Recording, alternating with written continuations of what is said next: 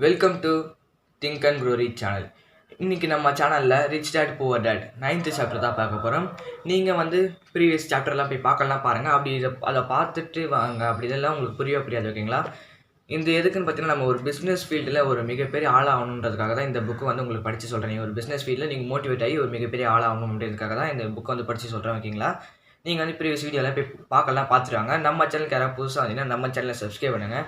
சரி, வாங்க வீடியோக்குள்ளே போகலாம். இன்றைக்கி இந்த 9th சாப்டரில் ஆத்தர் என்ன சொல்ல வராரு அப்படின்றது பார்த்தீங்கன்னா, இந்த 9th சாப்டரில் ஆத்தர் 10 முக்கியமான விஷயங்கள் சொல்ல வராரு, ஓகேங்களா? நம்ம பார்த்த வீடியோஸ்லேருந்து முக்கியமான விஷயங்கள் ரொம்ப ஸ்ட்ரெயின் பண்ணி இதில் சொல்லியிருக்காரு, ஓகேங்களா? இன்னும் 10 விஷயம் அப்படின்றத ஒன்றா ஸ்டெப்ஸாக பார்க்கலாம்.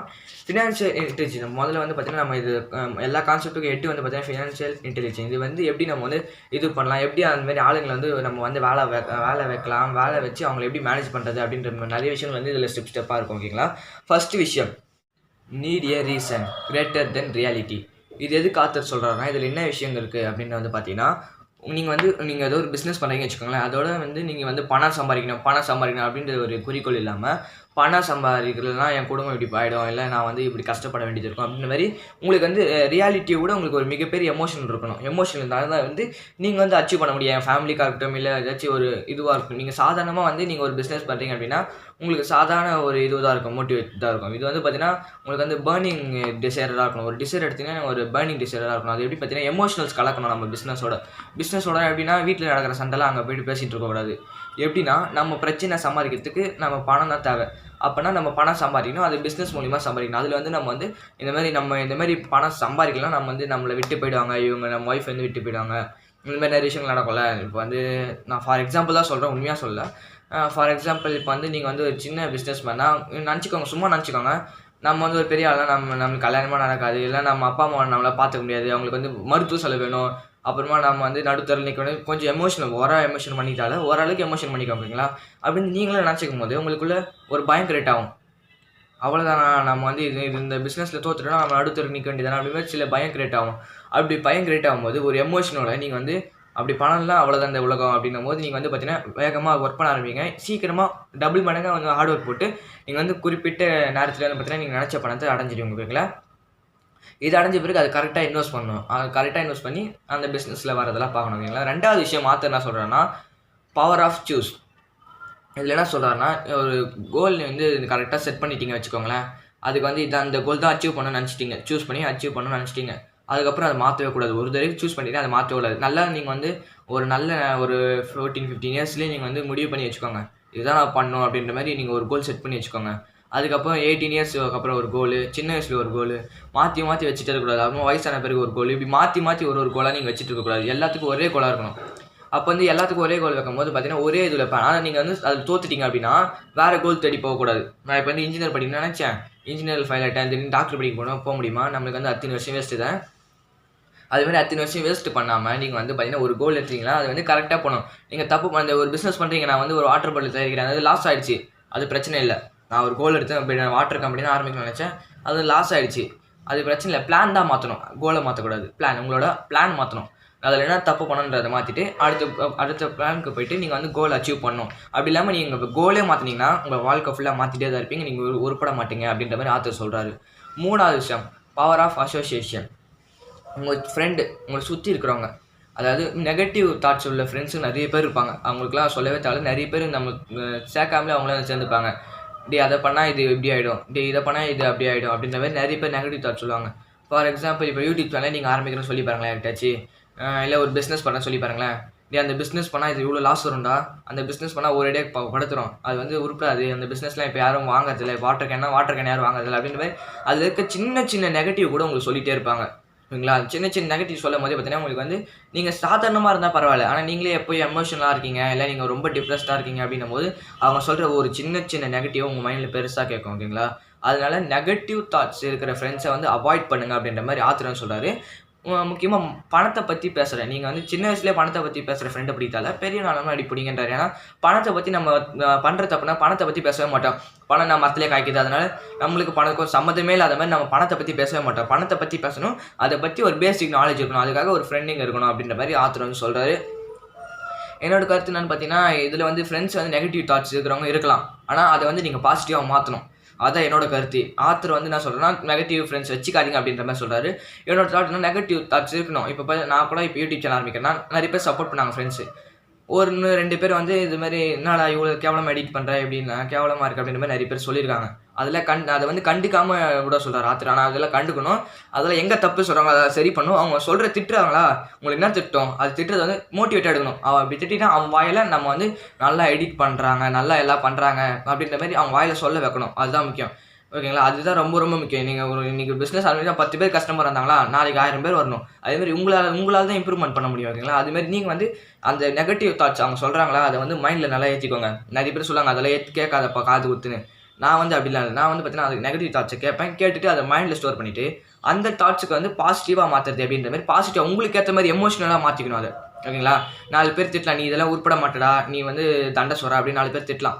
அதை வந்து நீங்கள் வந்து பாசிட்டிவ் தாட்டாக மாற்றணும். உங்களுக்கு வந்து நான் இது மாதிரி நான் பண்ணி காட்டணும், அவங்க வாயில நான் வந்து ஒரு மிகப்பெரிய ஆளுன்னு சொல்ல வைக்கணும் அப்படின்ற மாதிரி நீங்கள் வந்து உங்கள் தாட்டை மாற்றிக்கணும். ஓகேங்களா, அதாவது என்னோட இது. அடுத்தது 4வது என்ன சொல்கிறாருன்னா, மாஸ்டர் 1 ஃபார்முலா.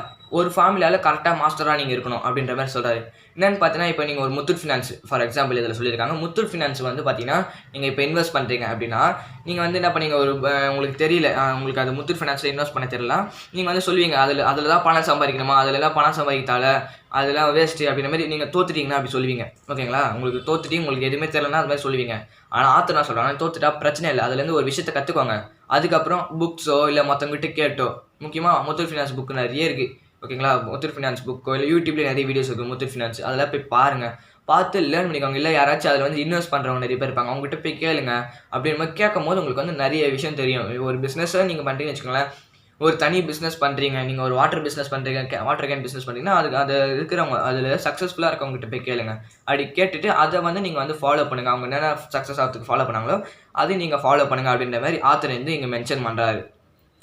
ஒரு பேசிக் நாலேஜ் இருக்கணும். எந்த விஷயம் பண்ணுறாலும் நாலேஜ் இல்லாமல் பண்ணக்கூடாது. ஒரு பேசிக் நாலேஜ் இருந்தால் நீங்கள் வந்து அதை பற்றி கற்றுக்கிட்டு போகலாம். அப்படி எதுவுமே பேசிக் நாலேஜ் இல்லைன்னா அது ஸ்கிப் பண்ணி தான் ஆகணும் அப்படின்ற மாதிரி ஆத்தர் வந்து சொல்கிறாங்க. ஓகேங்களா, அது பண்ணணும் அப்படின்னு ஒரு கட்டாயம் இருந்தால் ஒண்டி தான் நீங்கள் வந்து எதுவுமே தெரியாத பிஸ்னஸில் நீங்கள் கால் எடுத்து வைக்கணும் அப்படின்ற மாதிரி சொல்கிறேன். ஏன்னா வேறு வழி இல்லாதப்போ தான் அதை பண்ண முடியும். ஏன்னா நம்மளுக்கு வந்து வேறு வழி இருந்தால் நம்ம வேறு வழி தான் போய் ஆகணும். ஏன்னா நம்ம பிஸ்னஸில் எதுவுமே தெரியல அப்படின்னும் போது நம்ம இன்வெஸ்ட் பண்ணிவிட்டு நம்மளுக்கு ஃபஸ்ட்டு ஃபெயிலியர் தான் ஆகும். நம்மளுக்கு வந்து லாஸு தான் ஆகிட்டு இருக்குமே தவிர ப்ராஃபிட் வராது. ஓகேங்களா, அதனால் வந்து ஒரு பேசிக் நாலேஜ் இருக்கணும் அப்படின்ற மாதிரி ஆத்தர் சொல்கிறாரு. அடுத்தது வந்து பார்த்தீங்கன்னா, பே யுவர் செல்ஃப் ஃபஸ்ட்டு. நம்ம போன சாப்டர்லேயும் பார்த்துருப்போம். பே யுவர் செல்ஃப் ஃபஸ்ட்டுன்றது ஒரு சின்ன இதுவாக இருக்கும். இதில் கொஞ்சம் இது வந்து கொஞ்சம் ஸ்ட்ரெஸ்ஃபுல்லாக சொல்கிறாரு. ஓகேங்களா, இன்னும் இது உங்களுக்கு பே யுவர் செல்ஃப்னா என்னப்பா அப்படின்னு கேட்டிங்கன்னா, உங்கள் அசெட் காலம். உங்களுக்கு ஒரு அசெட் காலம் இருக்கும். அசெட்னா உங்களுக்கு தெரியும், சொத்து. ஓகேங்களா, அது வந்து சேவிங்ஸாக இருக்கட்டும், எல்லாம் இருக்கட்டும். ஓகேங்களா, பேங்க் பேலன்ஸாக இருக்கட்டும், எல்லாமே அசெட் தான். ஓகேங்களா, உங்கள் வீடு எல்லாமே அசெட்டு. ஓகேங்களா, இது வந்து இந்த புக்கு பார்த்தீங்கன்னா வீடு இல்லாத லயபிலிட்டி. ஆனால் அதெல்லாம் நம்ம பொறுத்த வரைக்கும் பார்த்தீங்கன்னா அசெட் மாதிரி தான் கணக்கு வரும். அப்போ பார்த்தீங்கன்னா நீங்கள் வந்து சேவிங் பண்ணணும். ஒரு 50,000 வாங்குனீங்க சம்பளம், அதில் 25,000 சேவ் பண்ணுங்கள். ரொம்ப அதிகமாக தான் இருக்குது.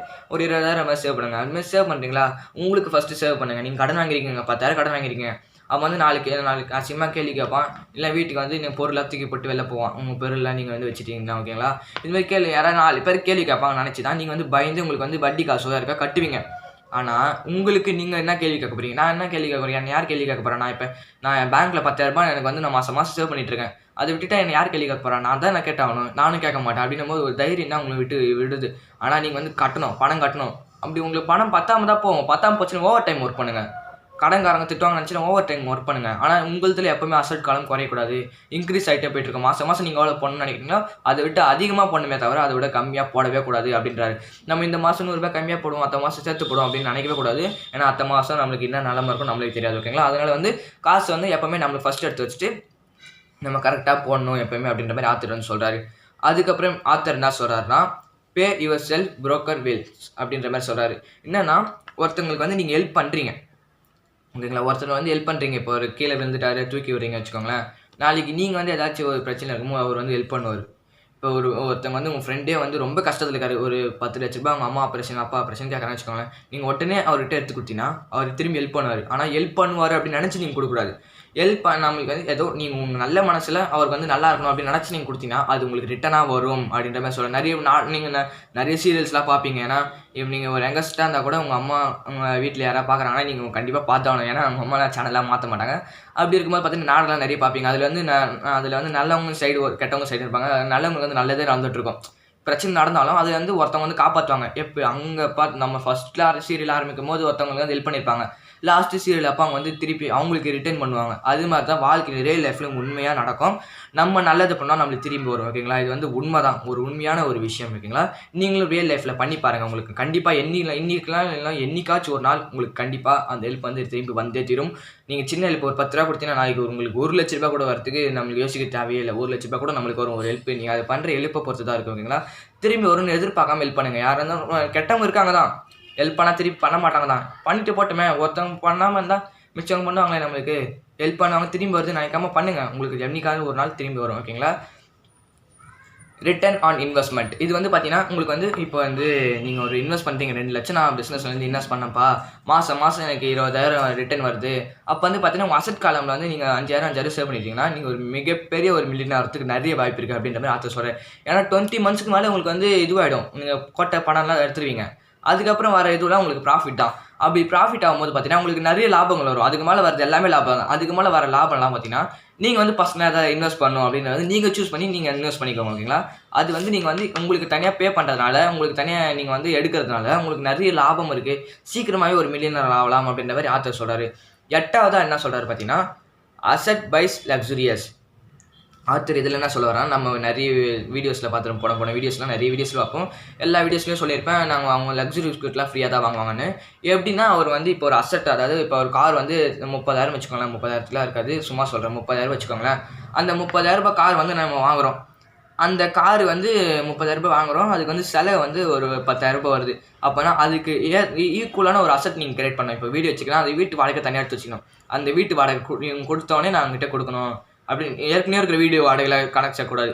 புதுசாக அதை நீங்கள் வந்து கிரியேட் பண்ணோம், அது ஒரு அமௌண்ட் கிரியேட் பண்ணோம். அந்த அமௌண்ட் கிரியேட் பண்ணிவிட்டு அந்த அமௌண்ட் வந்தோடனே நான் இவங்களுக்கு கொடுக்கணும் அப்படின்ற மாதிரி எடுத்து வச்சுக்கணும்.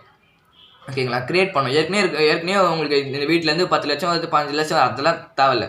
உங்களுக்கு இனிமேட்டு அந்த 30,000 காருக்கு என்ன வரணும், அது வந்து நீங்கள் அந்த ஒரு இடத்துலேருந்து வாங்கி கொடுக்கணும். ஓகேங்களா? உடனே அதுமாதிரி கிரியேட் பண்ணணும். ஓகேங்களா? நீங்கள் வந்து ஓவர் டைம் ஒர்க் பண்ணிங்களா, அதெல்லாம் உங்கள் இஷ்டம். ஓகேங்களா? நீங்கள் வந்து ஓவர் டைம் ஒர்க் பண்ணுறீங்களா, இல்லை அதுக்கு தனியாக நீங்கள் ஒரு அமௌண்ட் வந்து நீங்கள் சேர்க்கணும்.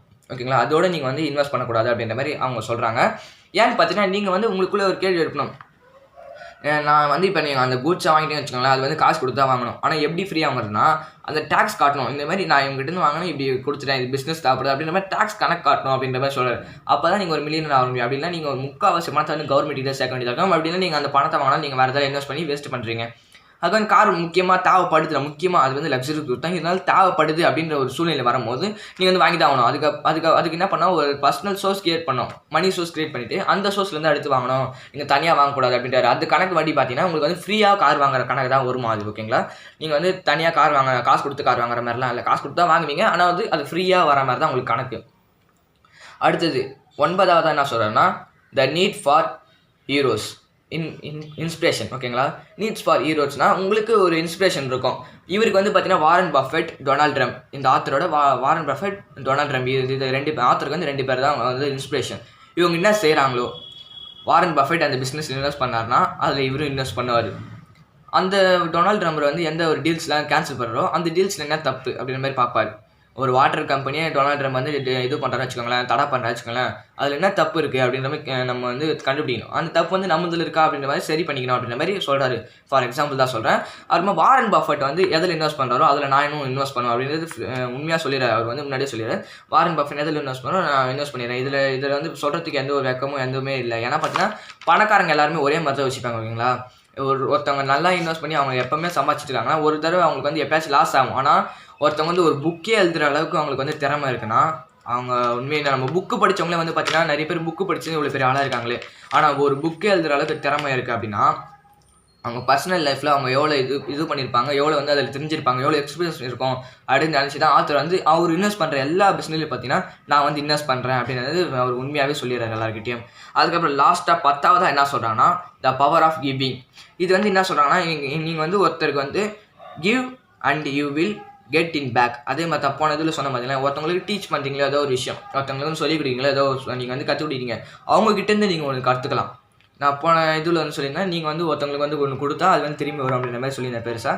அதே மாதிரி தான் இதுவும் டீச்சிங் சைடில் நீங்கள் ஒருத்தவங்களுக்கு வந்து ஒன்று கற்றுத்தரீங்க, ஒரு ஸ்கில்ஸோ ஏதோ கற்றுத்தரீங்க, அவங்க வந்து பார்த்தீங்கன்னா உங்களுக்கு வந்து ஒரு ஸ்கில்ஸோ ஏதோ வந்து பார்த்தீங்கன்னா உங்களுக்கு வந்து கற்றுத் தருவாங்க அப்படின்ற மாதிரி அவங்ககிட்ட சொல்கிறாங்க. நீங்கள் வந்து ஒரு 90 மார்க் வாங்குறீங்க, அவங்க வந்து ஒரு 10 மார்க் தான் வாங்குறாங்க. அவங்ககிட்ட இருந்து கூட நீங்கள் ஒரு இது கற்றுக்கலாம், ஒரு ஸ்கில் கற்றுக்கலாம் ஓகேங்களா. என்ன ஸ்கில்னா அந்த பையனுக்கு ஏற்ற மாதிரி அவன் ஹார்ட் ஒர்க் பண்ணுறான், அவனுக்கு வந்து ஹார்ட் ஒர்க் பண்ணாலும் அவங்க மார்க் வரல, ஆனால் அவன் ஹார்ட் ஒர்க் பண்ணுறான், அந்த ஹார்ட் ஒர்க்கை நீங்கள் வந்து அவங்ககிட்ட எடுத்துக்கலாம். அதாவது அவங்ககிட்ட கற்றுக்கலாம் எப்படிலாம் ஹார்ட் ஒர்க் பண்ணுறான் அப்படின்ற மாதிரி. அதுமாதிரி ஒரு 10 மார்க் வாங்குற பையனாக இருக்கட்டும், 90 மார்க் வாங்கின பையனாக இருக்கட்டும், யார்கிட்ட வந்தால் நீங்கள் வந்து ஸ்கில்ஸ் பரிமாறிக்கலாம், கற்றுக்கலாம். அவங்ககிட்ட ஒரு 10 மார்க் எடுக்கிற பையனாக இருந்தாலும் அவங்ககிட்ட நீங்கள் ஒரு ஸ்கில்ஸ் கற்றுக்கலாம் ஓகேங்களா. அவங்களுக்குள்ளேயும் ஒரு ஸ்கில்ஸ் வந்துருக்கு, அதை வந்து நீங்கள் கற்றுக்கலாம் அப்படின்ற மாதிரி சொல்கிறாரு. நீங்கள் ஆனால் அவங்களுக்கு உதவி பண்ணால் அவங்க உங்களுக்கு வந்து உதவி பண்ணுவாங்க ஓகேங்களா. அதேமாதிரி இந்த 10 பாயிண்டோட ஆத்தர் வந்து இந்த சாப்டர் கன்க்ளூட் பண்ணுறாரு ஓகேங்களா. இந்த சாப்டர் உங்களுக்கு புரிய நினைக்கிறேன். இந்த சாப்டரில் புரியலாம் கீழே டிஸ்கிரிப்ஷன் வந்து கமெண்ட் பண்ணுங்கள், என்ன புரியல, எந்த ஸ்டெப்பில் புரியல அப்படின்றத கமெண்ட் பண்ணுங்கள். நான் வந்து உங்களுக்கு வந்து ரீப்ளை பண்ணுறேன் ஓகேங்களா. இந்த வீடியோ உங்களுக்கு பிடிக்கும்னு நினைக்கிறேன். இந்த வீடியோ பிடிச்சிருந்துச்சுன்னா லைக் பண்ணுங்கள், ஷேர் பண்ணுங்கள், நம்ம சேனலை சப்ஸ்கிரைப் பண்ணுங்கள். மினிமம் ஒரு அடுத்த வீடியோ பார்க்கணுன்னா நம்ம சேனலை சப்ஸ்கிரைப் பண்ணால் தான் உங்களுக்கு வரும் ஓகேங்களா. அடுத்த வீடியோ நான் போடுவேன் ஓகேங்களா, கூடிய சீக்கிரத்தில் போட்டுறேன். அந்த வீடியோ நீங்கள் பார்க்கணும்னு நினச்சிங்கன்னா நீங்கள் வந்து பார்த்தீங்கன்னா கீழே சப்ஸ்கிரைப் பட்டன் அமுக்குனா தான் உங்களுக்கு வந்து நோட்டிஃபிகேஷன் வரும், அப்படிலாம் வராது ஓகேங்களா. இன்னொரு அற்புதமான வீடியோவில் சந்திப்போம். பாய்.